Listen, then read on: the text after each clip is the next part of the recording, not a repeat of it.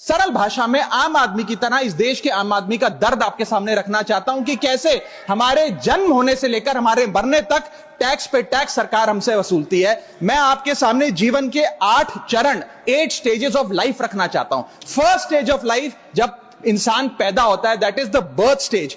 बच्चे के पैदा होने से पहले, उसकी आंखें खुलने से पहले जो उसको वैक्सीन लगती है उस पर 5% जीएसटी लगता है। जिस अस्पताल में बच्चा पैदा होता है उस हॉस्पिटल के कमरे के चार्जेस पर अगर 5,000 रुपए से ज्यादा का कमरा हो तो 5% जीएसटी लगता है। बेबी केयर के आइटम्स पे 5% जीएसटी लगता है। और अगर उसके माता पिता बच्चे के पैदा होने पर मिठाई बांटे तो मिठाई पर 5% और चॉकलेट पर 18%, 28% जीएसटी लगता है।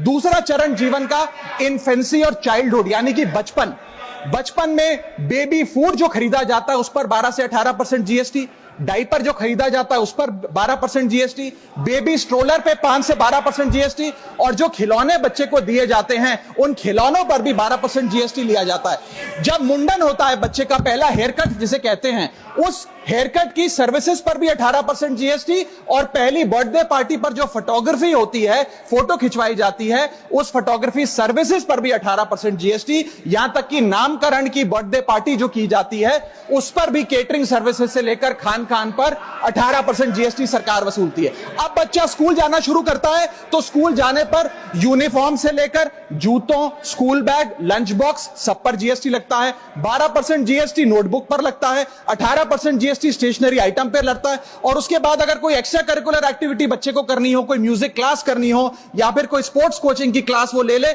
उस पर भी 18% जीएसटी देना पड़ता है। प्राइवेट ट्यूशन ले तो उस पर भी जीएसटी, और पहली साइकिल जो बच्चा खरीदता है उस पर भी 12% जीएसटी देना पड़ता है। तीसरी अवस्था जीवन की, टीनेज ईयर्स, ये वो काल होता है जो सबसे मस्त मौला टाइम होता है जीवन का, बेहतरीन बेफिक्री का।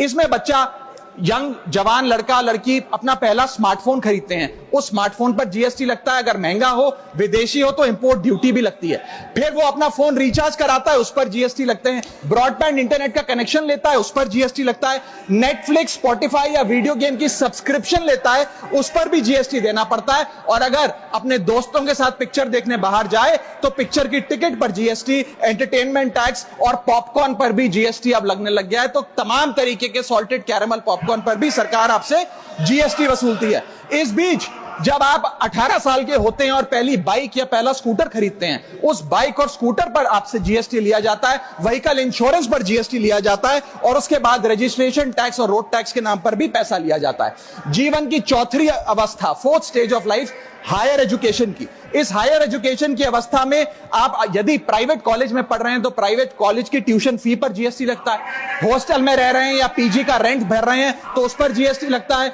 स्टूडेंट लोन की प्रोसेसिंग फी पर जीएसटी लगता है। किताबों से लेकर लैपटॉप तक जीएसटी लगता है। और अगर माता पिता संपन्न हैं और बच्चे को विदेश भेजते हैं पढ़ने के लिए तो फॉरेन रेमिटेंस पर टैक्स कलेक्टेड एट सोर्स सरकार लागू करती है। अब आते हैं 5वीं अवस्था पे, जब वो अपना करियर शुरू करता है। ये वो एज है जिसे मैं golden age of direct taxes कहूंगा।